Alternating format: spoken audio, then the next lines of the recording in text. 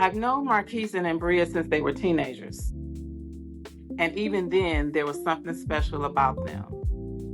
Not just potential, but commitment. Over the years, I've watched them grow, build, and choose each other again and again. Through challenges, through change, they stayed the course.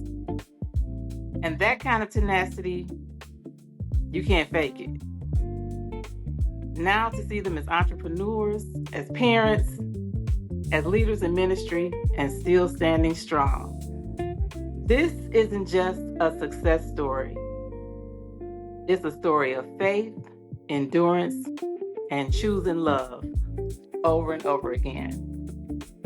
Welcome my guests, Marquis and Ambria Peoples. Welcome, y'all. Hello, how are you?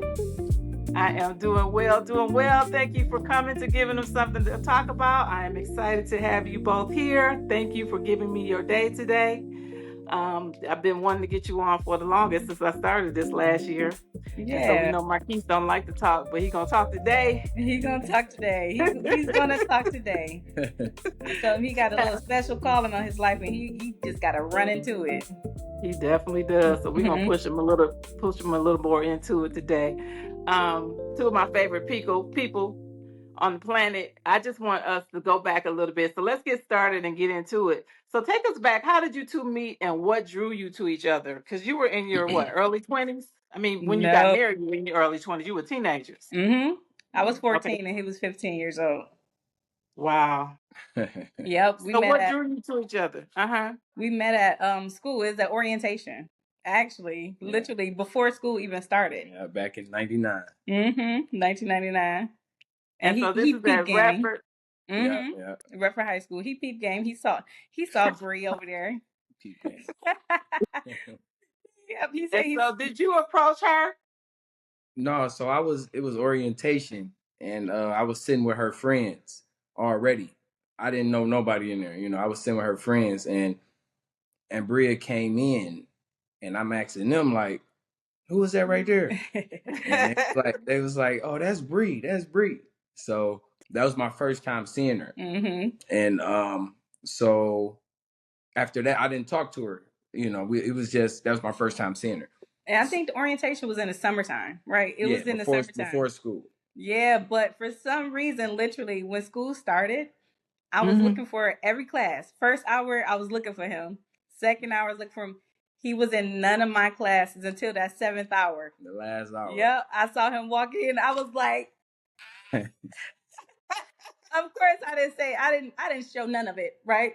Because I'm a mouse. I'm not showing that, But no, and we was talking about it today, and he said it was the same thing. He said he was looking at all his classes. I was looking for first hour, second hour, all the way to the 7th hour, and I walked in and I saw her. And we've been together ever since. 2 weeks later, he asked me to be his girl. Actually, he asked his friend to ask me. I said no. I said if you want to ask me, he can ask me. Yeah. And then 2 weeks, 2 weeks after later. And 2 weeks after that, he started telling me he loved me, and I said thank you. I never told him back. I said thank you. You never said it back at all? She was playing me.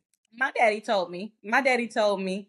What to do and what not to do. So I said, in 2 weeks, you can't love me. I did. You right. Yeah, but I wasn't playing that. So well, obviously he did. I mean, he did. Yeah. Right. So y'all went through 4 years of high school together. Yep. What was y'all doing? I mean, how did you walk her to class? Did y'all meet up in school? All of that. I used to walk her to class. We used to walk home from school every day. Until we started driving. I pick her up. Yep. As soon as he got his car, I was passenger princess. Yep. Right. We picking her up, dropping her off at work. We just went through all high school together. It was kind of like as soon as we met, we was together. Right. Like we just linked. Yeah. We just linked together, and it was like inseparable. Right. Wow. So what was y'all parents saying during this time? Because I would have been like, what? My mama wasn't. I wasn't going to y'all church at first. I wasn't going to international, and I told my mom like, I want to go to Ambria Church. This was in '99, And she was like, "No, you ain't going to I her remember church." him telling me, because I was like, "You not coming to church this Sunday?" He said, "My mom said I can't." I And went I to a was like, Baptist church, so she was like, "You ain't finna go to their church. We ain't." I mean, I was too young. I was 15. She like, "You can't make no decisions yourself." So eventually, my mom, she started, giving me a little leeway. Then I went to You Should Have Listened. Uncle Marvin Point. I should have listened. I should have listened. And ever since then, I joined the church, and Yep. my mom was mad, but I joined the church. And my parents didn't really care because I had an open house. Like my parents had an open house, so everybody from the block, everybody was welcome within parameters. And when he first came over, he was on a porch. My dad said, "You like my daughter?" He said, "Nope." And then my dad said, "So why you over here then?" And then he was like, "Yeah, I like her." Yeah. It was that He type said, of deal. "Do you believe in God?" Oh, yeah. Oh. He was like, "Do you believe in God?" And I said, "That's when I said, yeah." Mm-hmm. That's when he asked me, "Do you like my daughter?" I said, "No." I mean, my father-in-law, this was, I was 15, so I was little, I was shorter, skinny, and when you first meet my father-in-law, he was bigger, he was way bigger than me, so I'm all intimidated, like, no, I don't like her. But no, but my daddy is a realist, because he was like, "Why you here if you don't like her?" And he was like, "Okay, I like her." So that's good. Yeah.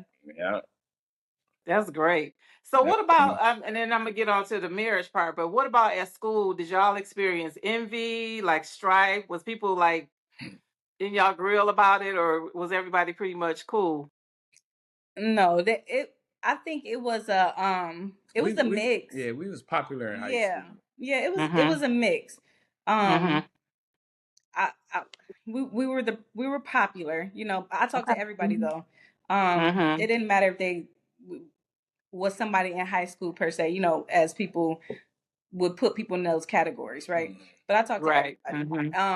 I think for more so with me, they took my light skinness for they took my light skinness for weakness. They took it for weakness. So yeah, they thought they could get me. It was all the girls. The girls would try to fight me. Not everybody. What? It was like It one per wasn't for year. you being light skinned. It was because you was pretty. It wasn't a light skin. Was it light skin?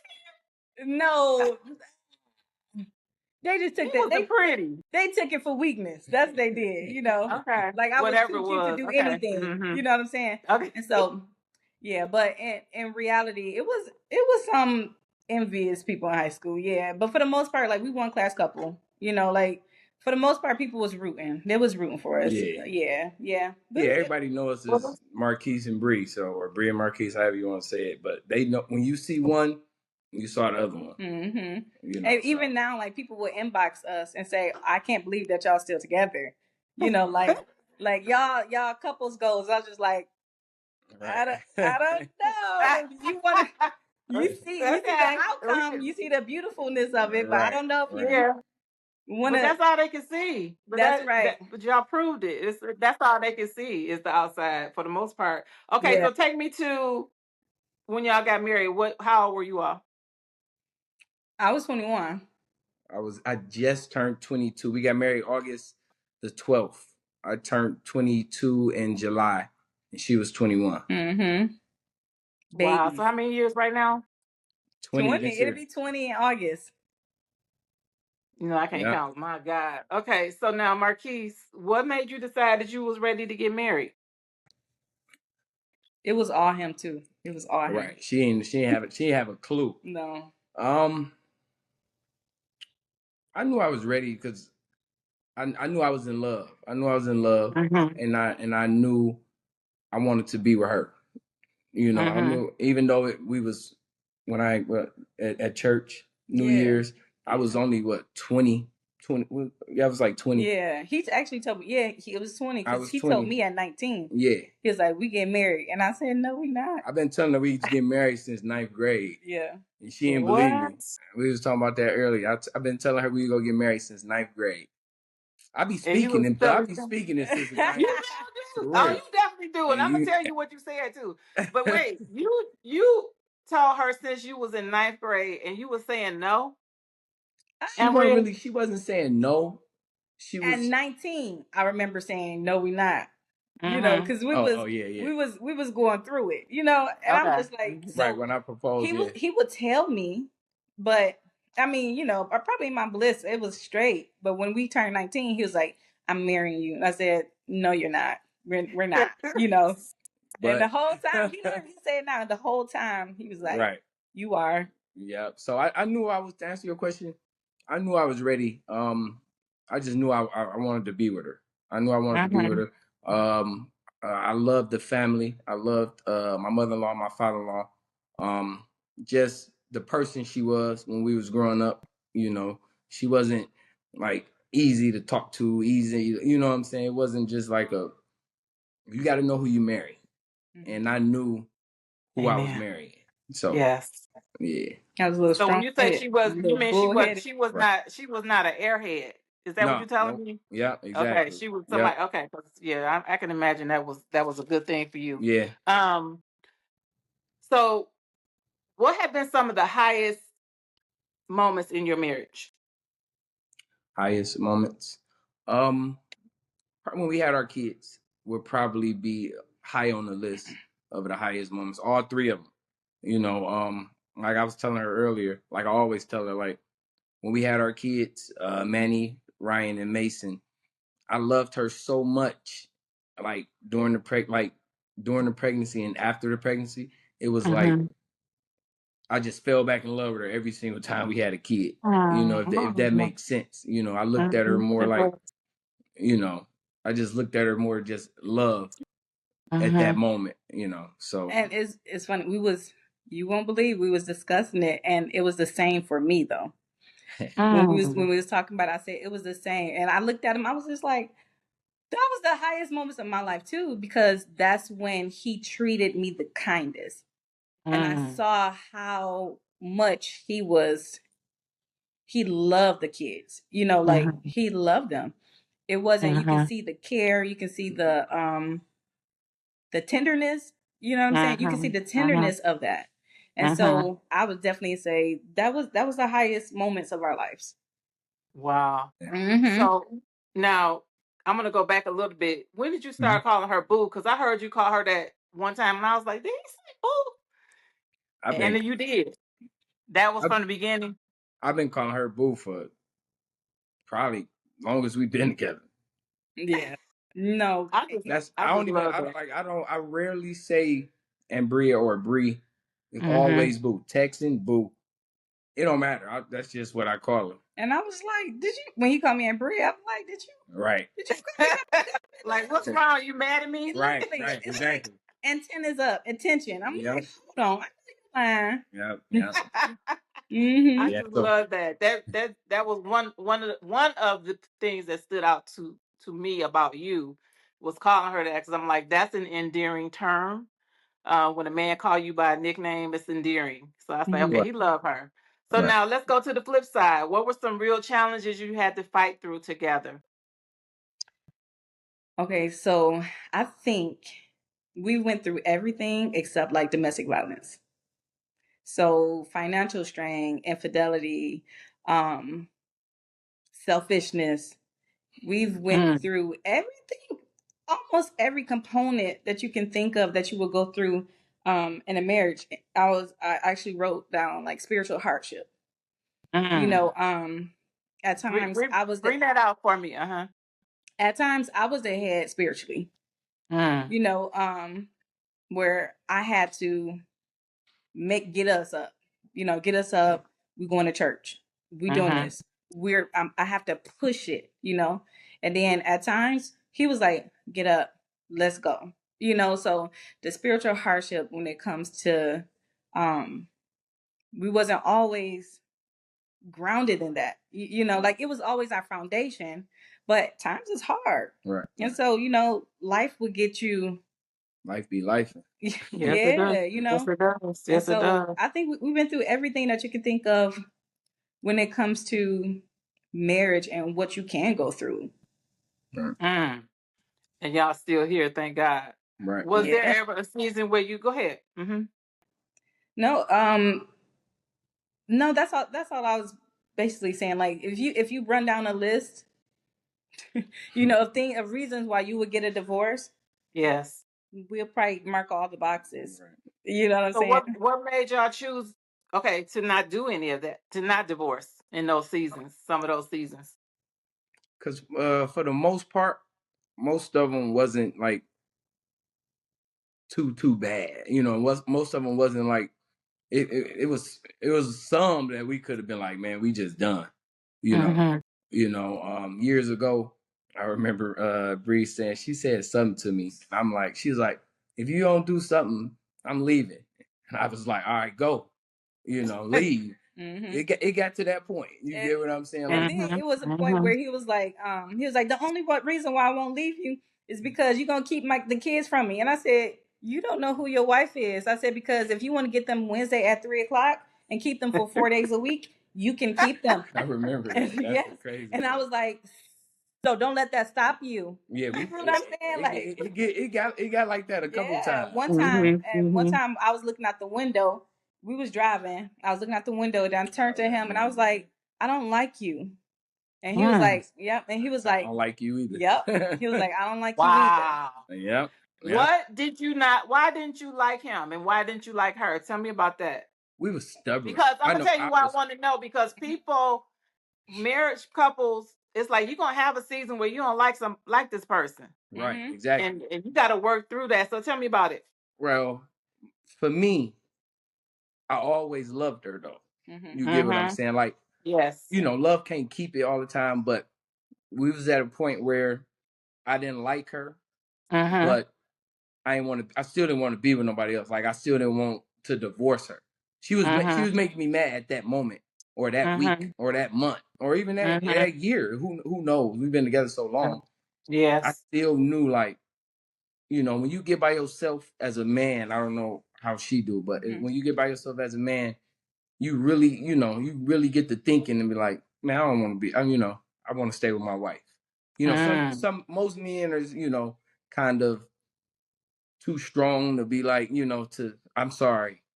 I should say I'm sorry all the time to my wife. Like, if that'll stop all the argument, and you get what I'm saying, I'm sorry. I ain't trying to be all macho, and that's what's different with me. You know what I'm saying? I learned that myself. Didn't nobody teach me how to be a husband.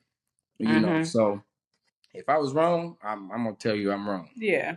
Yeah. You know, so. But then I literally told him, I said, don't say you sorry no more. I want to see action. You don't have to apologize anymore.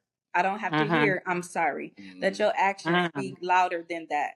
Because you can say I'm sorry all you want to. Right. But if the actions don't match that, it don't mean that. Then it doesn't mean anything. That's good. And so, but I think we didn't split, because I remember that was like one of the pivotal moments in our lives. I remember him still fighting for us. You know, he will fight during those, and it was always one vice versa, right?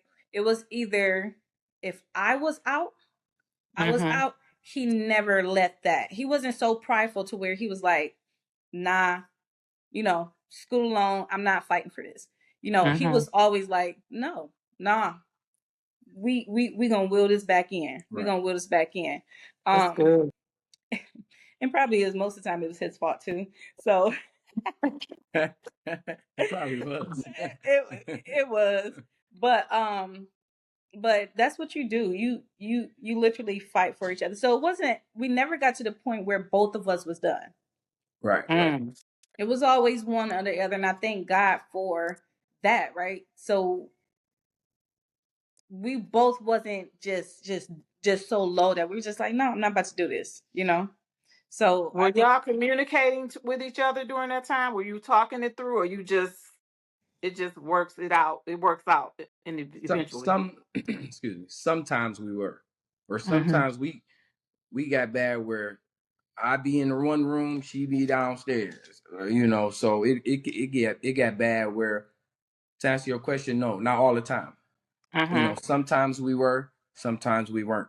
And when we weren't talking and weren't communicating, that's when it was probably at the worst. But God didn't never let it got so far away from each other where like she said, we wanted to divorce each other. You know, we got to the point. We got bad though. No, we was talking about this earlier. It was one time. This was our last kind of chaotic experience going through the ups and downs of our marriage. This was kind of like, it was like we was talking about, it was 4 to 5 years ago. And I was done. I was done. I was so done, and he knew it. That he called our pastor. He called our pastor, and he told on himself. You know, yeah, he told on himself. And then I was so done that I told my pastor, I said, after this is said and done, he's gonna want to divorce me.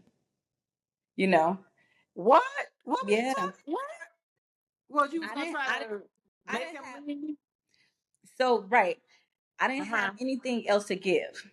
I felt as though I've talked all that I could talk. I've said everything that I could say. I did everything that I could do. It was one point, and no, I'm just talking what actually happened, right? I'm not trying to slight or put you under the bus or anything like that.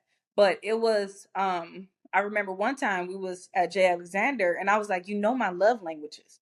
You know what I need, you know what I want. Why won't you do it? You remember what you said? No. He said, because I'm not willing to. Oh. Yeah. And so after that, I was like, it's nothing else that I could do. I remember that. Yeah. It was nothing that I can do.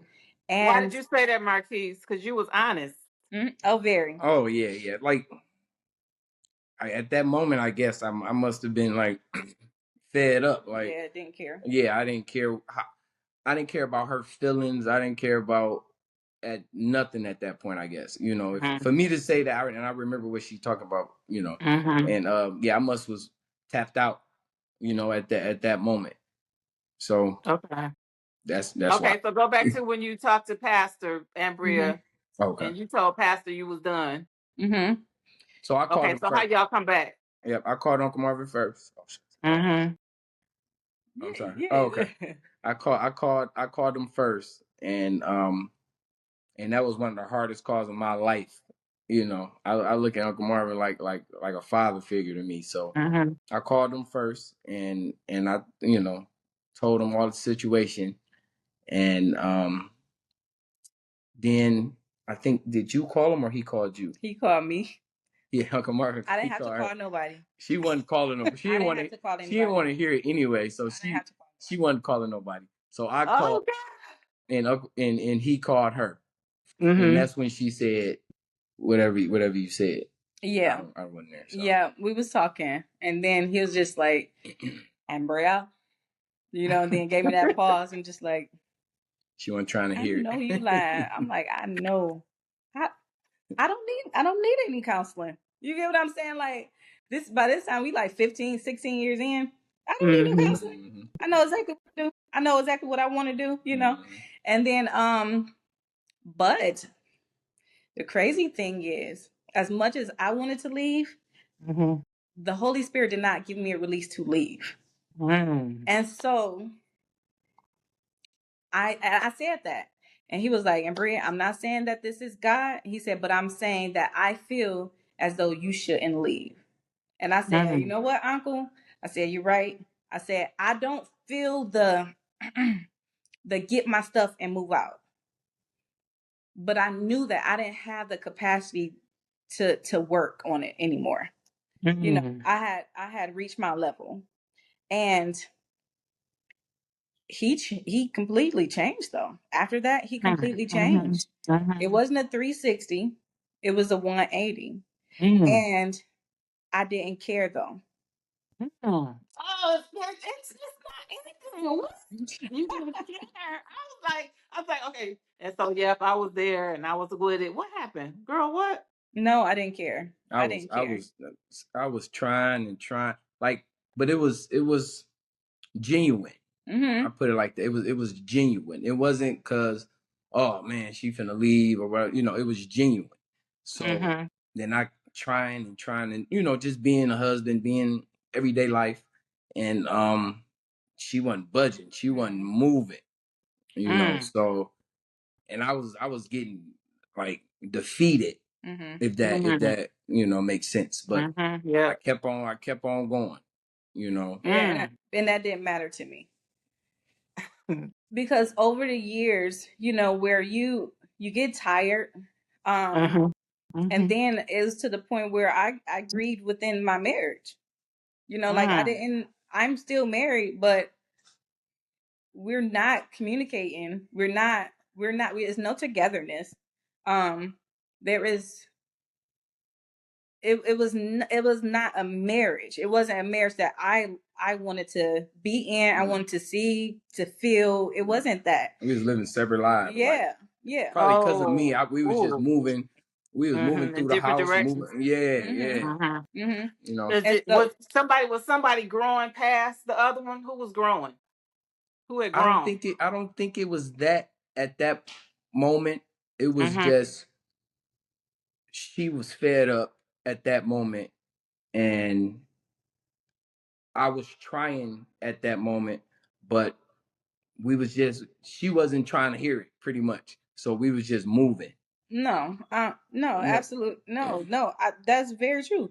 After he told on himself, right? He told Uncle Marvin the rundown of what was happening, everything that was going on. But at this point, like, I've been through this before, right? I've been through this. I've heard it all. I've heard the I'm sorry's. I heard the it won't happen. I've heard it all. I try, and I remember telling him, like, we was in a car. Could have been around the same. I'm not sure, but I remember telling him, like, hey, you moving different. I said you moving. Probably. I said you moving different. I said I remember that. Yep. I said I don't like it, and I remember that. And I gave him the space. I said I gave him that to where I said, you're not praying. You said you're not seeking God. You don't really want to go to church. I said you moving different, and I said whatever you doing, you need to stop. And what did you say, Marquis? What did you do? I guess I ain't stopped. I guess but I remember that situation when she told me that. I was listening. I was listening to her. Yeah, I did. I did listen to you because I remember we was in a car. And I was, you know what? I was more. It's crazy to think about. I was more shocked that she noticed I was moving different. If that makes sense. I'm looking in my head. I mean, I didn't tell her. I didn't show it at that moment. But in my head, I'm like, how she know? I must be, because when you moving different, to you, it looks like you moving regular. You get what I'm saying? So I was moving different, not knowing I was moving different, if that makes sense. And she catching everything. She's seeing everything. So I remember her telling me. So I don't know what I can't remember what I told her, but I don't think I stopped moving different. No, you definitely didn't. You didn't stop moving different because he didn't care. Right. It was I said, as Pharaoh had to harden his heart. I mean, not Pharaoh. God, Pharaoh's heart. That's right. And so fast forward, and we can always go back, but fast forward it, I remember him, when he was not buying back my love, but seeking that marriage ship again. I remember him telling me, like, I felt like, it was like I had blinders on my eyes. He said, I felt like I didn't see you. He said, I didn't see you. And so he was just like, just praying, and I think he was fasting and stuff. And he said, you just got clear to me. He said, I didn't see you before, and now I see you for who you are. He was like, now I see you as compassionate. Now I see you in a capacity of what you are and who you are. And I was just like, dang. I said, that makes sense, because when you just living in sin and you just kind of doing whatever you're doing, you don't see beyond what's in front of you. Right. So now you fast forward to here. So you forgave him at what point? What point? Oh no, that was a whole year. It took a whole year. A year. A year. I was tired of forgiving. And it's not just infidelity, it's everything. It was a Mhm. selfishness, Mhm. and Mhm. not even, I'm talking about just that experience. I'm not talking about like it take two people, right? And so for me, it was a buildup of stuff. And I was just like, no, Mhm. I'm tired of forgiving. I'm tired of forgiving. Yes. And then one time, my sister called me. And mind you, he ain't let up. He didn't change. When he submitted himself to God, that was it. Mhm. And so Mm. it took me, my sister called me and she said, Bree, she said, I had a dream. And I was just like, When oh. she called with a dream, boy, you I better listen. and I was tired. Like Oh God. I'm tired at this point. Mhm. She was like, I had a Mhm. dream. I said, what is it? That was immediately. I said, what is it? Because I knew it was spiritual, And Uh-huh. she said, I had a dream that you and Marquise was in a boxing match. She said y'all was in a boxing ring. Boxing ring. Yeah. And she said you was on one side, just strong and just strong, just talking so much stuff. And he said, and I saw him on the ropes. He was just on the ropes and he was tired. He was just tired. Mm. He was tired. Mm. And I was like, I got so irritated, like in real life, after she told me that. Because I said, I'm tired of forgiving. I'm tired of this. And then that was one dream. And then Rhonda Wesley, um, sorry calling out names, she was passing me and my sister in the pew. And she said, Mhm.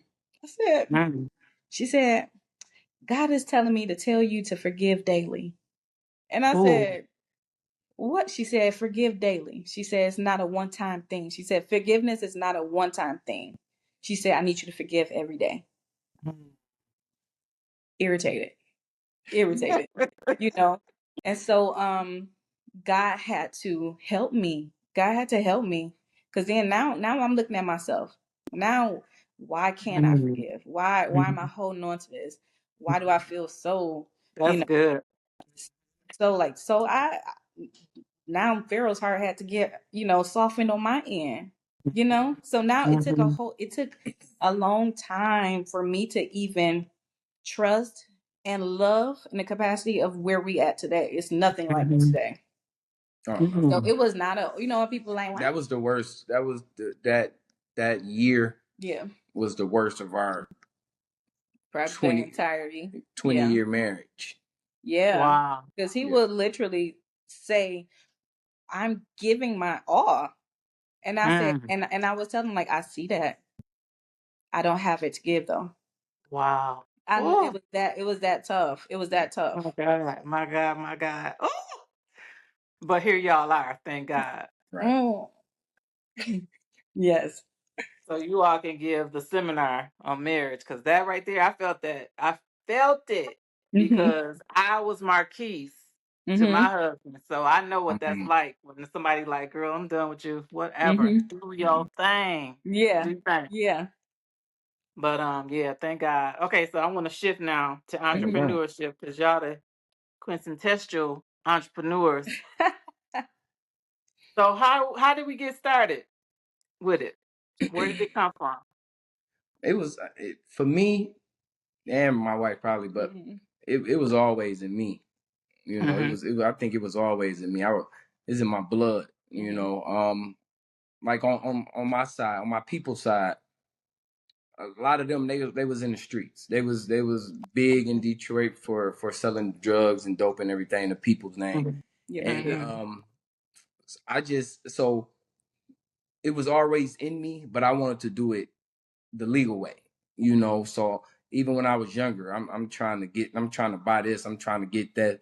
I had property. We was staying in an apartment Mhm. and I had houses.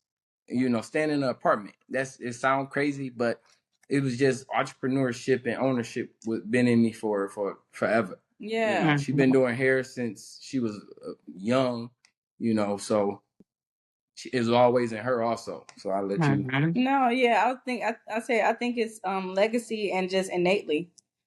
It's in my blood. My grandfather from my mom and my dad had properties. You get what I'm Mm-hmm. saying? Mm-hmm.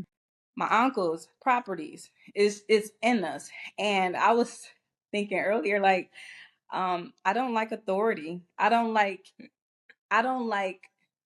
You gotta say it right. abused That's how. authority. Yeah, there you Right. go. I don't like people in positions of authority that abuse their position. And Okay. so a lot of people, not all, but a lot of people actually abuse that. Right. A lot of CEOs, it's like an entitlement thing that some of them have, and you have to do what I say when I say it and how I say it. And I'm the one that's like, why? That doesn't make sense. She can't work for nobody. No, That's no, what she trying to say. I can work for somebody that's respectful, you know. And so even though I own my salon, I don't micromanage, because if I'm hiring you, you have to know what you're doing.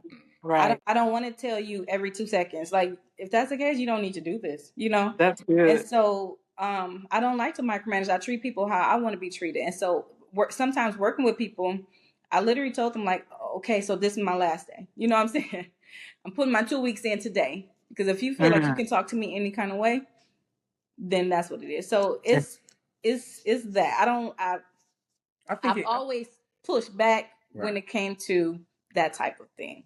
I think entrepreneurship, or business minded, I think personally, it got to be in you for you to really take control of it. It has to be. Everybody don't want to, I mean, people I come across don't want to be entrepreneurs, don't want Maybe not. to, step out on faith and, what I'm saying, own your own. They want to be secure and have a job and 9 get to a pay. 5, Yeah, and know 9 how to much 5. they pay. And there's nothing wrong with that. I'm not tripping on that. Absolutely not. Right. There's nothing wrong with that. It's in this world, it's places for everybody. And I thank God for me and my wife, where we just, the business mind is in us. When we came together with it, it was like, now we really unstoppable. Yeah. You get what I'm saying? So yes. I'm the type that, I don't know if I'm jumping ahead, but I'm the type. You're me and my good. wife was talking earlier. I'm the type visionary. Yeah, I'm the one that He's just the doer. I jump off the cliff. If I want it, I'm going to get it. But she the rope though.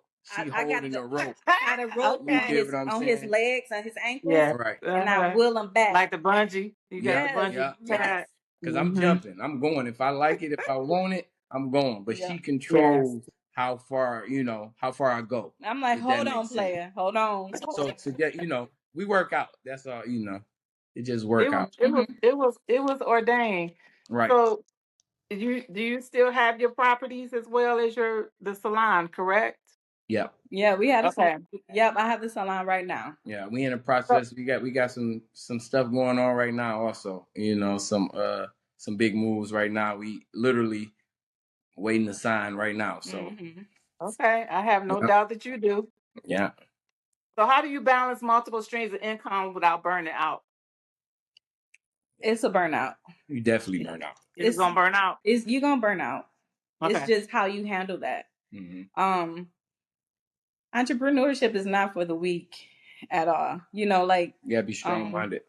And it's failures in it. It's failures in it. Sometimes you working more than a 9 to 5. You get what I'm saying? Sometimes you working a 6 to 10. You get with entrepreneurship. And so it's a burnout. You will burn out. It's just how do you want to go through that? Right. How do you want to pick yourself up? How do you want to reset? Right. Because you're gonna get there. Everything is not, it's not pretty all the time. No. And so the burnout is real. I don't think you'll ever talk to an entrepreneur that hasn't been in a burnout. Right. Even though they probably have way more of a balance, or like they have way more of a structure now. Right. Because you cross your T's, you dot your I's, and you figure out how to fill those holes in to where you won't get burnt out anymore. Right. But you definitely get burnt out. Now have you ever had a business move that you made where one said don't do that and you did it anyway? Either one of you? Yep. It's always me. Turn out? I love him. I love him. It's him. It's always me. But you always land on your feet because God is with you, right? Yeah. His grace and his mercy. But you still got to go through that though. With what I'm saying. Like, to answer your question, yes. One of my businesses that I bought or started, Playmania, we'll say, and me and my wife, we wasn't on the same page then. You know, that's when that's when all that started. You know, Okay. so we wasn't on the same page. I wasn't listening to her because we was we just going through the house, going through life. I wasn't listening to God. I was just moving. If that makes sense. And I was saying, we had a conversation, and forgot what you told me. We was in the room, and I said I'm gonna do it with you or without you or something like that. It was an absolutely wrong time to do it. Our house was on fire. So imagine your house being on fire, and he like, I'm about to add some more gasoline to it. Starting this big old business, hundreds of thousands of dollars. Yeah. And she was like, what you say? We need to. I told him, I said, we need to work on what we have now. I said, we need to work on our marriage. I said, our marriage is not where it's at. I said, we need to refocus.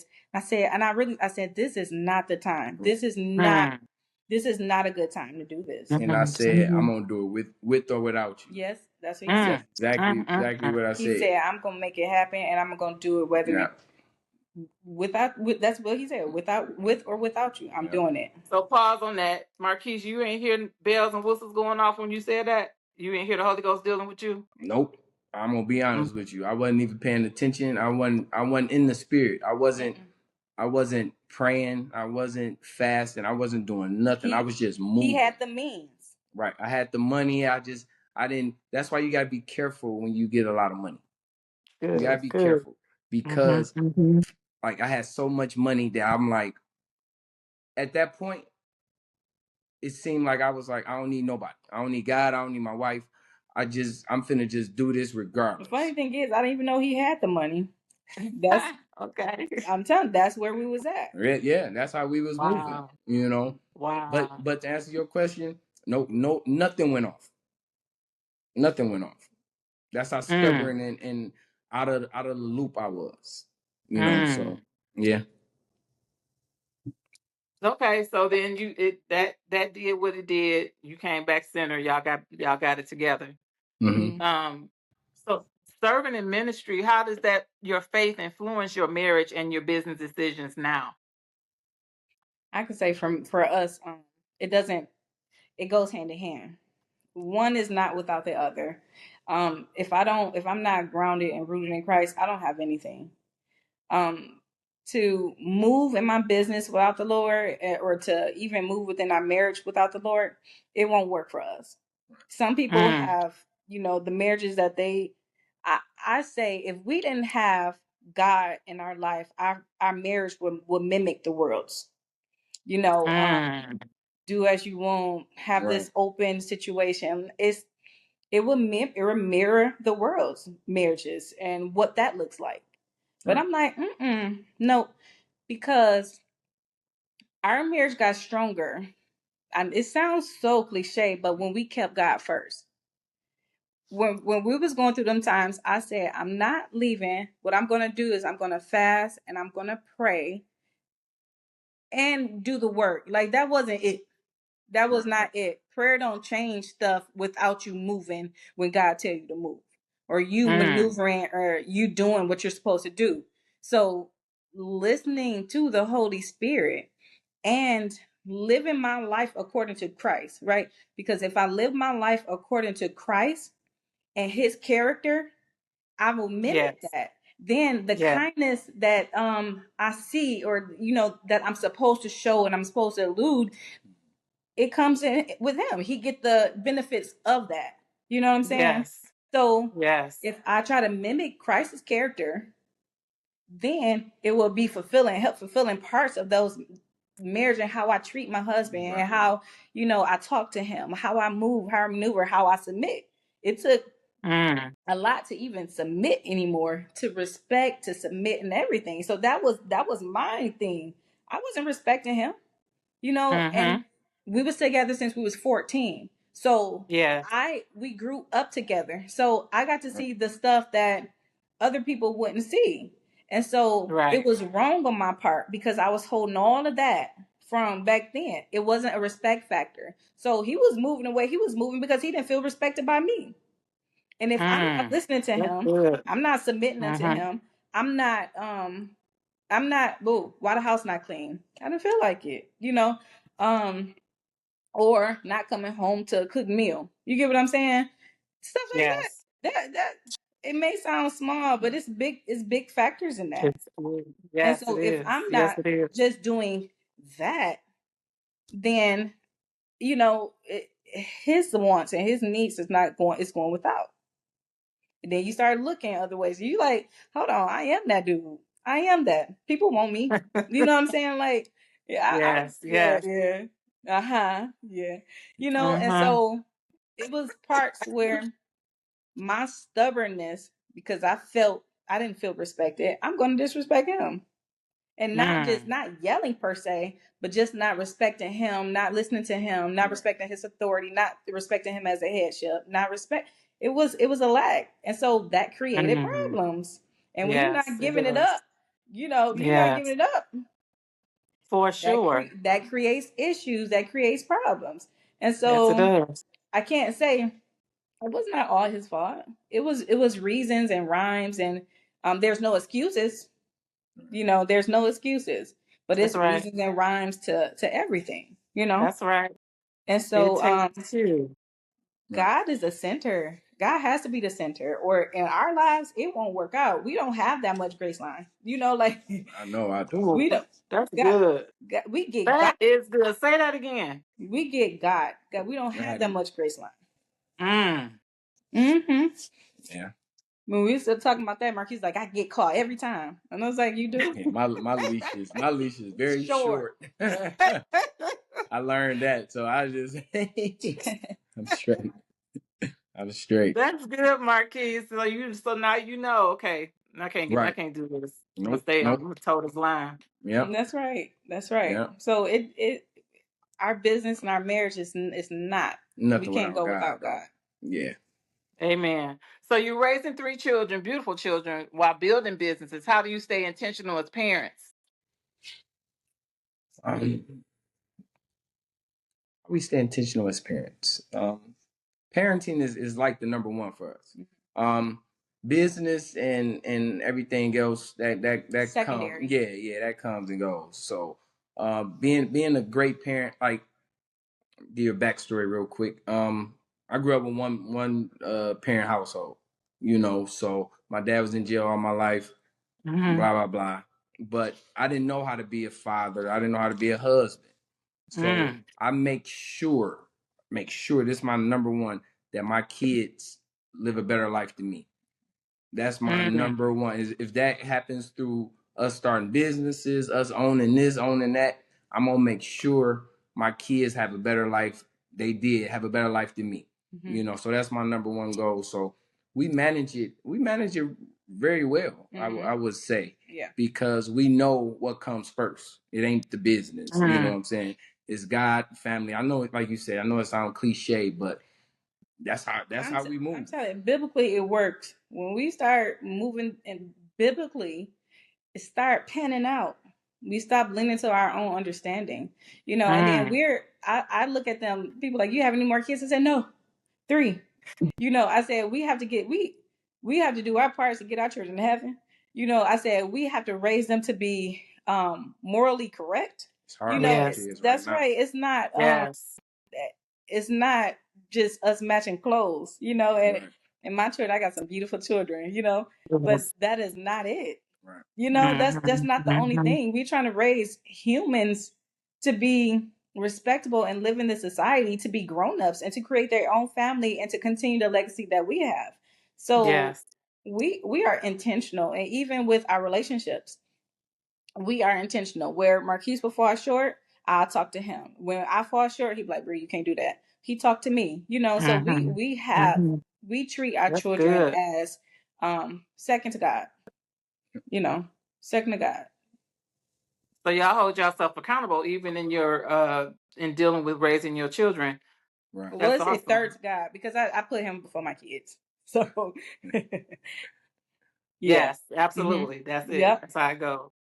So your eldest son is at Ferris State University on a football scholarship. You're right. Congratulations. And he's Thank doing you. phenomenal. Yeah. What has this moment meant for you as parents? Yes, definitely that. I love it. I love it. Like I say, I feel like his chest grow every time you talk to him. Just get a little bit more hair, a little bit more. Manny, that's our firstborn. He go always. I love all my kids the same, but Manny, he the oldest. So yes, and we had him at 21, 22, and then he turned 22. Y'all got married and you got pregnant quick, and I wasn't playing to this Tanya. 30 days. I wasn't playing. 30 days. I was pregnant. I wasn't playing, but he said his that's soldiers okay. march. Right. It was legal. March. It's okay. You did what you did. So right. with him, like you treat your kids different as they age, as they grow. So I talk to Manny different than I talk to Mason.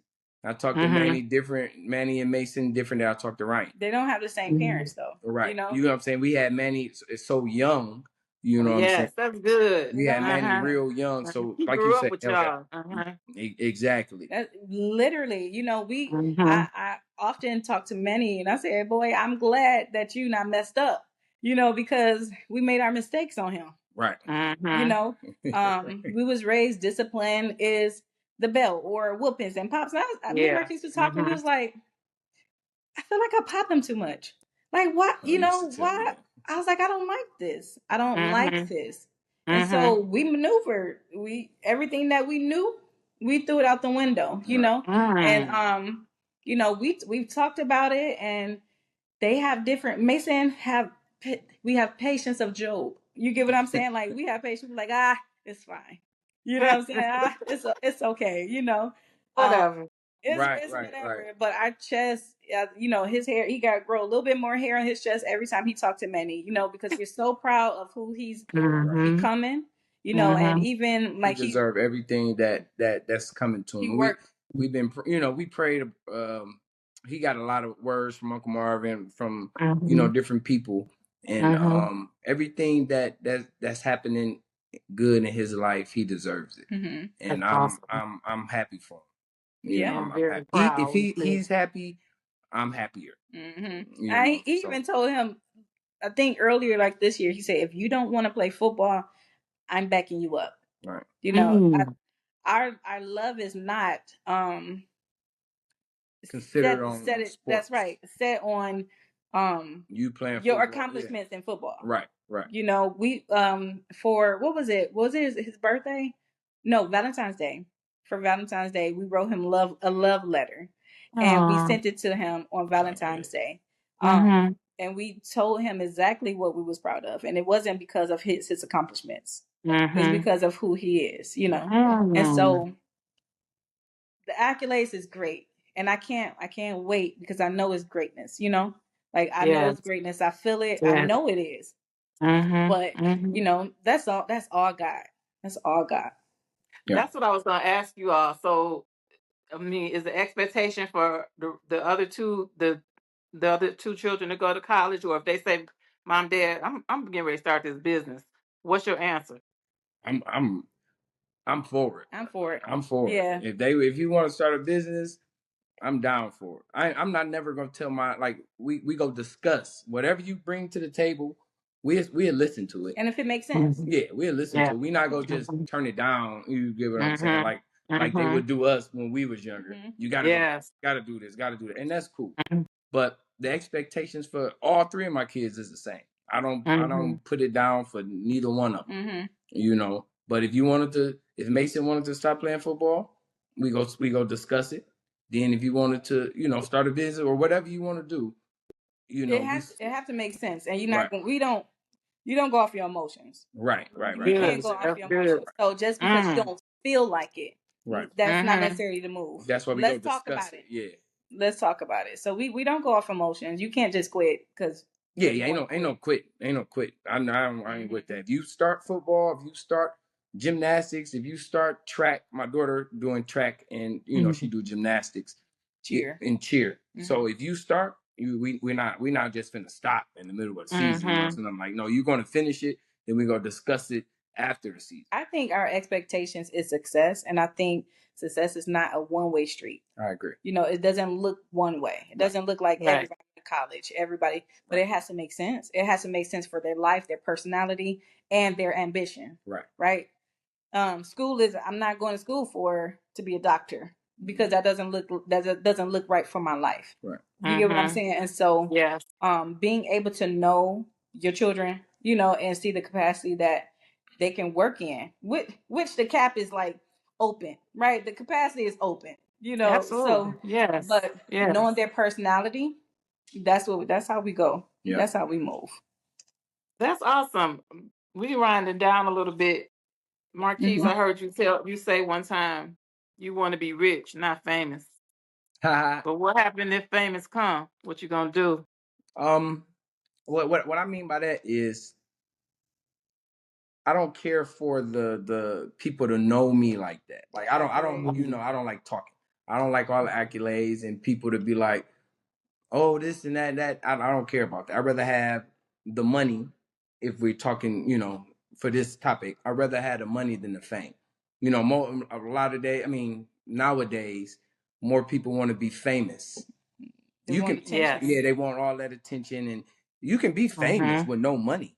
That's right. I don't That's want that. right. That's right. Who want to be Yeah. famous? People, everybody know who you is. You all on TikTok, all on Instagram, everywhere. Everybody know you, but you don't got no money. Yes. I want to be the opposite. You don't gotta see me, and I can have all the money.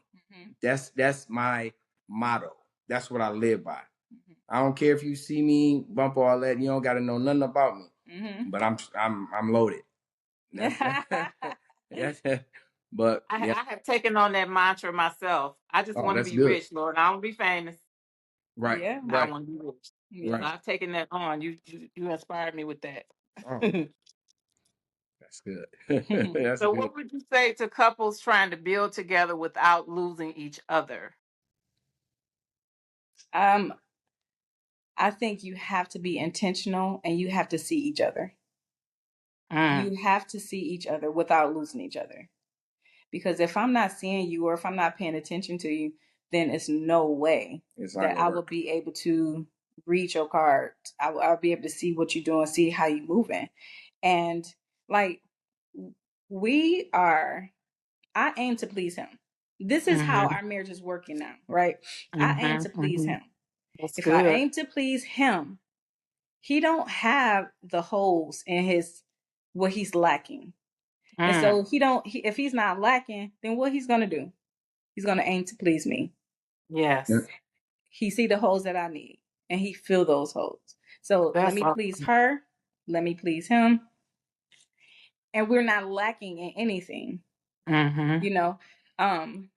how you don't lose each other.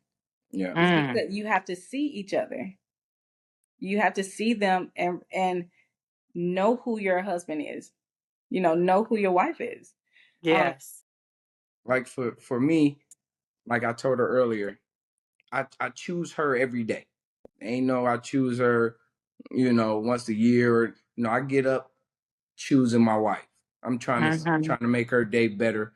I bring her Starbucks or whatever it is. It don't have to be buying her a new car or a new house, something like that. It can be little stuff every single day.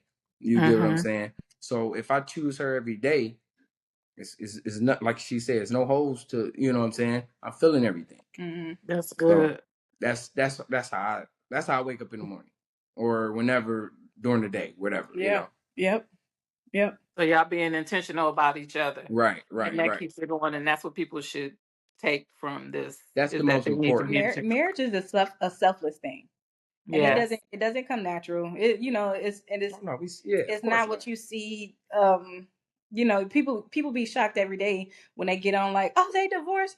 Yeah, because social media isn't reality. Like we live this thing out. And when I tell you we have hard conversations, we have conversations where it made him uncomfortable. We had conversations that make me uncomfortable. You know what I'm saying? But the only way to do it is if we sit down and have those hard conversations, because you will lose each other. I remember a long time ago. I told him, I said, you leaving me uncovered. I said, you leaving me uncovered. I said, if somebody was to slide in my DMs or whatever, it wouldn't take that much. You get what I'm saying? Because you leave me uncovered. Yes. And he was listening, and I appreciate him listening. He's a good listener, And so we have those tough conversations. We have a hard conversations. It's not an easy thing all the time, Even like he's way more vulnerable now, and I'm like, oh, he can actually say. Marquis don't share his feelings, so when he shares his feelings, I just listen. I sip on my drink, sip on it, and I'm like, what else? And what else? And what else? And he be gone too. And boom, and boom. And I'm like, I love it. That's awesome, because you want to make the listens to hear and not to respond. You don't want somebody just saying something all the time. Listen to my heart. Yeah. So for someone who feels the pull to become an entrepreneur but is afraid, what would you tell them? I would say, if you feel the pull, deep dive head first. Sometimes it doesn't make sense. Sometimes it won't make sense. Yeah. And then keep your mouth closed, because it's some people that will not that don't see the vision that you see. That's my motto too. I tell my kids that don't talk about nothing you don't have. Don't say, well, oh, I'm finna do this, or I'm thinking about doing this, or don't talk about it. You know what I'm saying? Somebody is praying for your downfall. So like my wife say, hey, if you want to be an entrepreneur, go all in. I only can talk from what we did. So if you really got God pulling you to be an entrepreneur, I say go for it. If it's a God thing, God will open the doors. It's gonna work out. Like as you're walking, the doors may not be open while you sedentary. Right. But as soon as you start walking, you get to that door, it'll open up, because that's something that you're supposed to be doing, And so be grounded in Christ to where you can see if it's God or if it's not God. You know too. Like a lot of people go, oh, I don't know. If you're doing something, entrepreneurship, whatever you're doing, and it comes through your head, if that's God, if you need to be doing that or not. You get what I'm saying? So, and like we've been saying for this project we got, I'm not even, I stress over a lot because I like to get stuff done. I'm a straight shooter, So, and I told my wife, this particular project, I told her, like, if it's God, it's gonna work out. That's where I'm at right now. Before, I'm gonna make it happen. And sometimes that messed me up. You get what I'm saying? I wasn't listening to God. So now I move different. Because he was knocking down doors that wasn't open. Right. If the doors I'm walking up to the doors and they were shut, I'm kicking them in. Pop, pop, pop, pop. And getting scarred in the process. You know how you put your hand through a door and you get cut up? That's what was happening. Right. So now I say if it's meant to be, it's gonna happen. Look at that. Oh my God. This is awesome. Oh my God. I love it. So we're coming to a close. I love y'all. I mean, we love you too. Oh, I was in peril. Like, if this don't go, what am I going to do? So thank you all. But I want to know, when it's all said and done, what do you want your marriage, your family, and your work to be remembered for? Oh, the legacy. We often talk about the people's legacy. The Miles and the Peoples merge, right? The Peoples had a great name, and the Miles had a great name. And what we want to leave the legacy for our children is that they can do the impossible. For my grandchildren, I want them to know that their grandparents set the precedent and set the tone for their life. They're not living, they will probably never see the hood. You get what I'm saying? With us. They'll probably be going through what's this? Right. Maybe that's what we came from. Right. You know what I'm saying? And not necessarily the hood, but we came from it. Y'all was in Rosedale. So I was in Rosedale. She was from 7 Miles. She was in Rosedale. Oh, you was okay. But that's why I said for us, I said maybe not the hood for me. It wasn't the hood. But we was in urban communities. Urban communities. And so definitely legacy though, like she said, we talk about that with our kids all the time. Leave something. We're not gonna be here all the time, or no, everybody's leaving, but you want to leave something for the next generation, your great grandkids. What would they say about you? What are they gonna say about you at your funeral? Right. Number one, I want them to know. I always tell my children, I said, baby, I said, you ain't got to worry about where I'm going to be at, because I'm going to be in heaven. I'm working right now. And then my prayers is for y'all. My prayers will be working when I'm gone. You get what I'm saying? Yes. Like for my lineage, for our legacy. And so I'm proud to have taken on a people's legacy. You know, I'm proud of this man. He literally was raised without a father. You know, now he had father figures. He absolutely had father figures in his life. But nobody taught him how to be a husband. Nobody taught him how to be a man. You know, and he had to learn those things himself. And so making mistakes and being able to own it, literally taking his family from nothing to something, to being in these tangible things, right? And it's not even just tangible, but the pride that I have for him and what he has done for our family and picking us up, because we wouldn't have it if it wasn't for him. You know, he cleaned himself up as far as cleaning his credit up, cleaning that, you know, got his spiritual intake. And I'm pretty sure he's way more proud now of his spiritual life, you know, than any other accolades or any money or anything that he has, you know. And so I'm proud to have to be under the people's legacy, you know. Well, that push up, we love it. Well, this has all been done under 40 years old, and we're now entering the 40s. Y'all entering y'all sweet spot. I am thankful for you all being on, giving us something to talk about. If you did not enjoy this episode, and if you're not looking for them to be on some other shows, then I don't know what to tell you. So thank you for being with me today, Marquis and Ambria Peoples. And we will see you next time on Giving Them Something to Talk About.